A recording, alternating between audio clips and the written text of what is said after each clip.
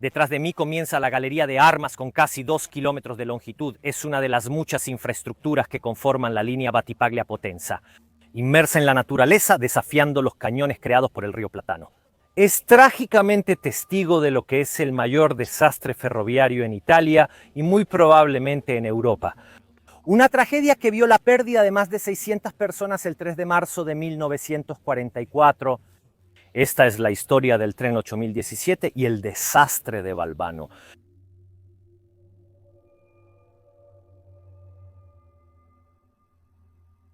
Cristo se detuvo, Éboli. No solo quien ha leído el libro, sino también quien ha viajado más allá de esta ciudad campana sabe bien a qué se refiere. Las calles son más sinuosas, las montañas son mucho más empinadas y excavadas.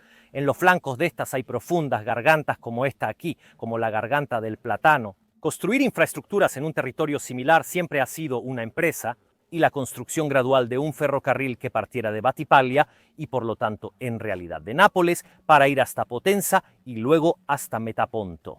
A Taranto, en el lado Adriático, ha sido de vital importancia para la región de Potenza. Sin embargo, en relación con el mar, está a una altura de 819 metros y subir hasta esta altura para un tren no es nada fácil. Por una razón puramente técnica, las vías no pueden superar cierto valor de inclinación. En particular, el límite técnico italiano es de 33 por 1000, es decir, 33 metros de ascenso por cada 1000 metros realizados en horizontal. Parece mucho, pero si piensas que las carreteras normales con pavimento tienen valores de pendiente mucho más altos del 20, del 25%, ni siquiera por 1000. Entonces nos damos cuenta de cómo una subida muy empinada para un tren puede parecer muy ligera para un coche. Los trenes deben subir lentamente. Y en Italia, como en el resto del mundo, en el diseño de las líneas ferroviarias se aprovecha al máximo la geografía y la topografía local. Las gargantas en las montañas excavadas por los ríos se presentan naturalmente para este propósito, porque obviamente los ríos bajan ligeramente. Estas gargantas siguen una pendiente ligeramente descendente o ascendente. Construir un ferrocarril a través de una garganta siguiendo la pendiente más ligera que nos indica la naturaleza. Pasar por estas partes no es la conexión más directa entre Nápoles y Potenza, pero definitivamente es la conexión más factible para medios pesados como los trenes. Y siguiendo precisamente este desgarrado en estas gargantas, también era ventajoso para los constructores que a finales del siglo XIX completaron esta línea. Hoy en día, la estación de Valvano parece desolada, no hay personal fijo y solo se detienen 3 trenes al día. Numerosos son los que transitan desde los Intercity hasta los Frecciarosa, desde Roma hasta Taranto, para testimoniar la importancia de esta infraestructura. Sin embargo, en 1944 la situación era diferente. La línea siempre era de vía única, pero la tracción no estaba electrificada. La electrificación solo llegará en 1994. En aquel entonces, en este tramo, la tracción era obviamente a vapor y el método de comunicación para controlar el movimiento de los trenes era mediante el uso del telégrafo. No había teléfono en esta estación. El edificio original de la estación, este y el nuevo, fue destruido por el terremoto de Irpina en 1980. Era de 2 pisos y estaba completamente habitado las 24 horas del día por el numeroso, especialmente para la época, personal necesario para la dirección y mantenimiento de los trenes. El año 44, como es bien sabido, fue uno de los años en los que se desarrolló la Segunda Guerra Mundial. Italia, después del armisticio del 8 de septiembre, estaba dividida y aquí estaba el llamado Reino del Sur. Una administración liderada por Badoglio y el rey, no particularmente respetada por los angloamericanos, pero que de todos modos la utilizaban para administrar grandes pedazos de territorio y población. De hecho, los aliados descargaban todos los problemas civiles, no estratégicos, en esta administración italiana. De hecho, solo era un obstáculo al intentar llevar a cabo la guerra en la península. Los combates en Anzio y Cassino eran lo que interesaba a la administración aliada, mientras que los problemas, como el hambre de la población, la reconstrucción de infraestructuras, el funcionamiento de servicios públicos como transporte, correos, telégrafos, eran casi irrelevantes.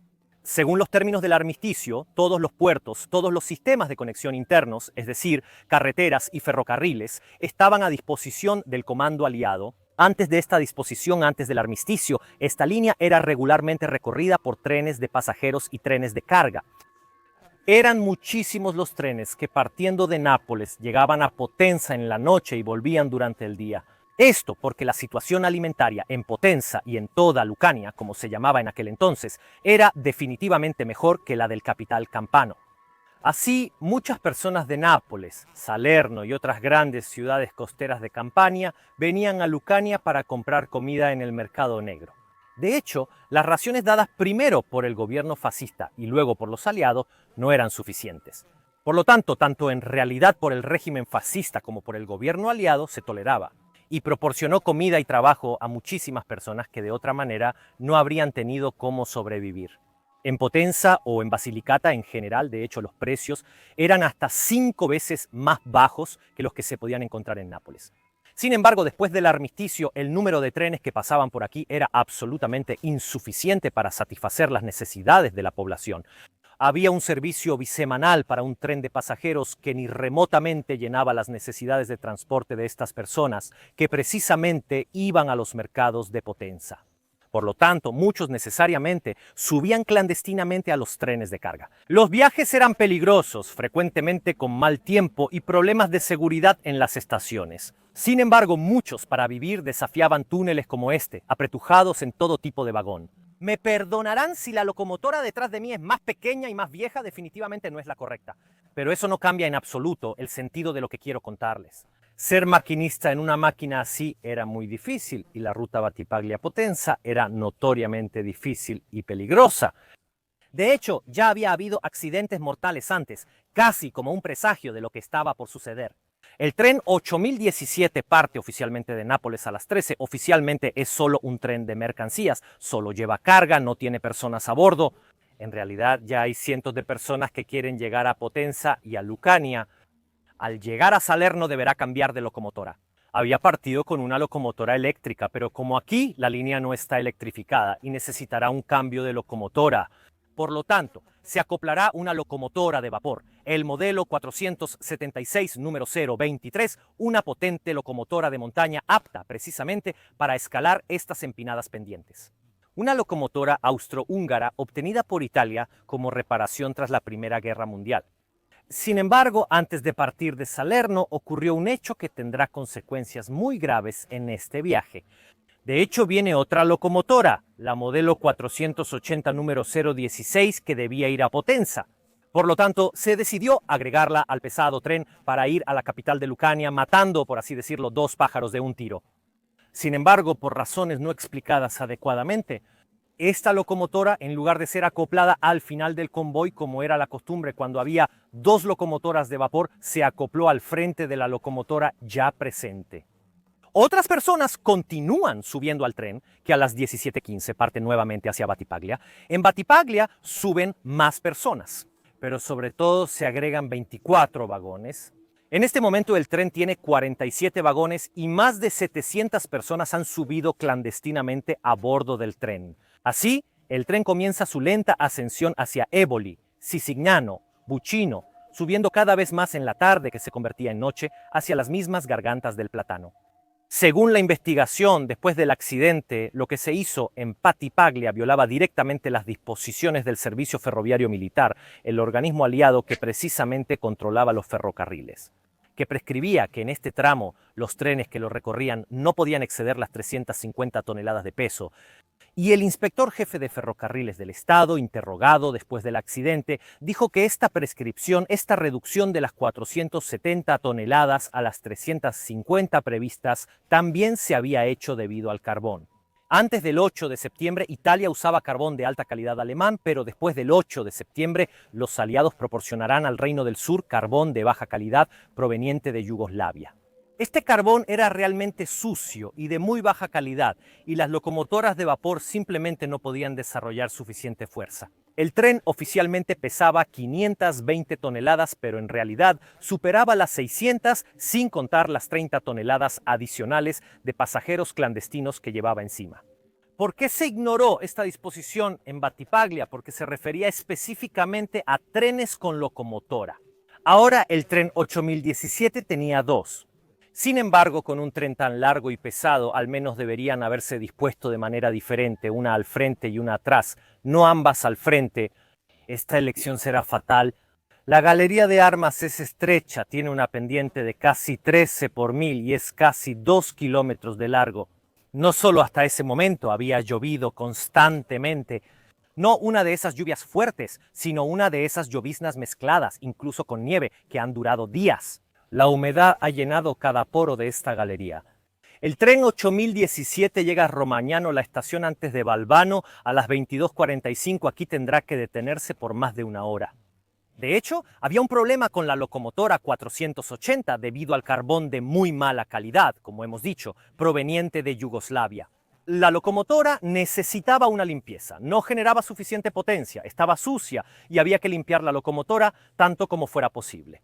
Otras personas en este momento suben al tren, principalmente en los vagones delanteros. Los vagones que están enganchados al frente, los que partieron de Nápoles, están principalmente cubiertos.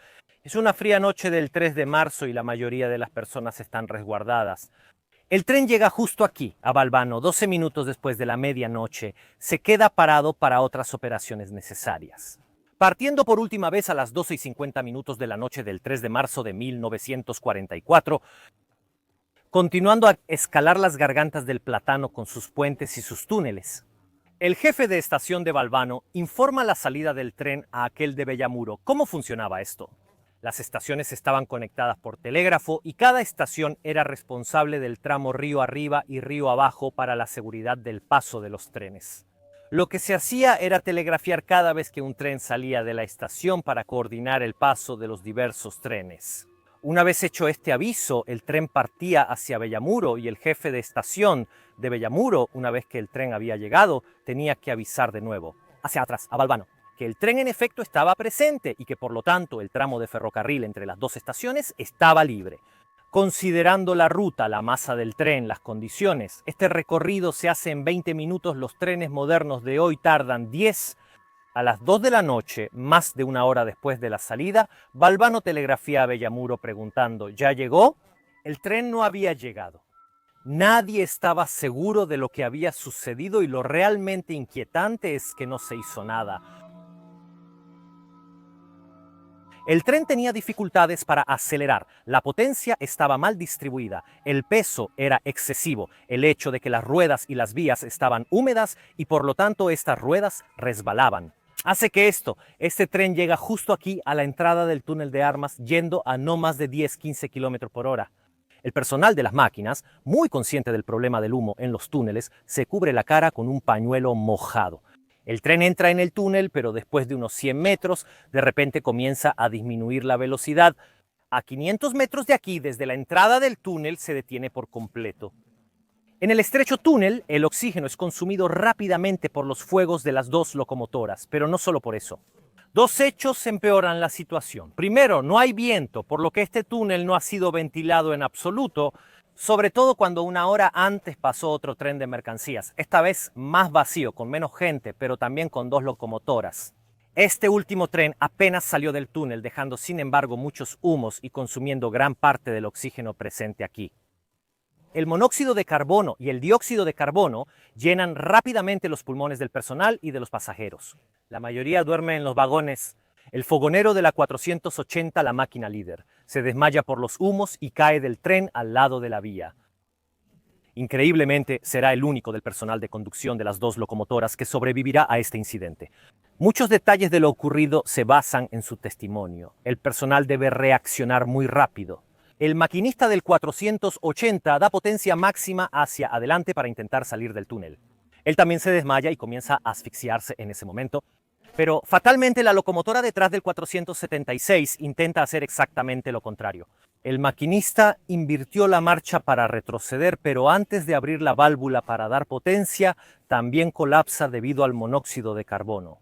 Si lo hubiera logrado, probablemente la 476 con su mayor potencia que la 480 habría logrado hacer retroceder al tren. Obviamente, ayudaba el hecho de que el túnel está en pendiente y aunque la 480 empujaba hacia adelante, la mayor potencia de la 476 probablemente la habría superado. Desafortunadamente, el maquinista colapsó antes de poder hacer esto. Basé principalmente el relato de esta tragedia en este excelente libro de Gianluca Barneschi, El desastre olvidado, que recomiendo encarecidamente a quienes quieran profundizar en esta historia. enlace en la descripción, especialmente la parte que concierne a lo que sucedió después, que debido a la contradicción de muchos testigos es bastante confusa. El hecho es que en la confusión no se entiende bien quién, pero uno de los frenadores del tren llegó a pie a la estación de Valvano a las 5:10 de la mañana. Han pasado 4 horas. Lo que parece más inquietante e increíble es la muy lenta reacción de los jefes de tren al hecho de que un tren había desaparecido. Valvano y Bellamuro continuaban telegrafiándose porque ambos tenían trenes que debían avanzar, pero nadie dio ninguna alarma sobre dónde había terminado el tren. 8017. El jefe de estación de Bellamuro en la investigación declarará que no se preocupaba, porque a menudo los trenes tardaban más de 4 horas en recorrer esta ruta.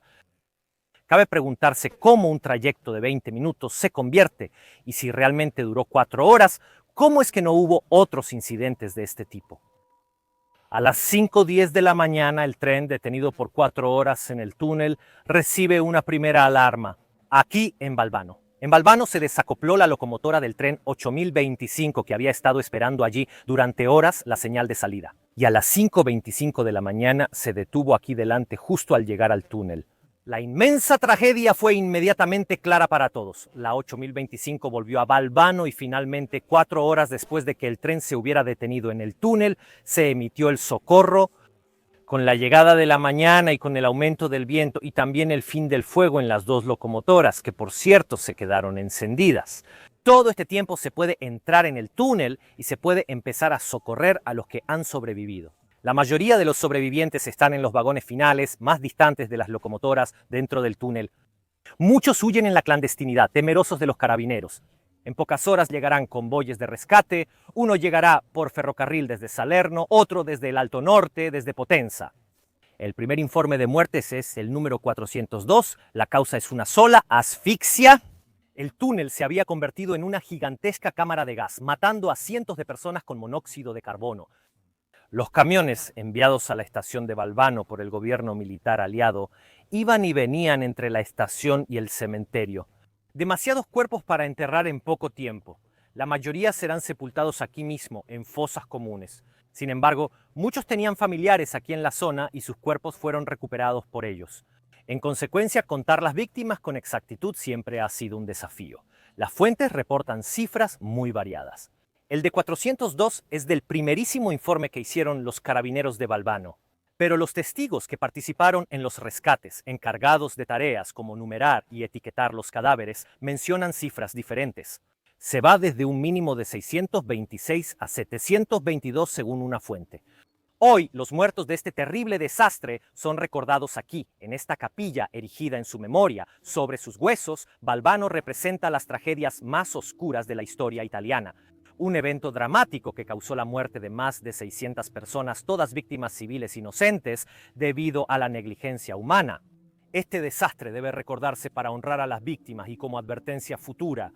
De hecho, debemos aprender de los errores del pasado para garantizar la seguridad futura de nuestros viajes y nuestras infraestructuras. Les agradezco por su atención. Soy Vlad Espara Historia. Como siempre, nos vemos en la próxima.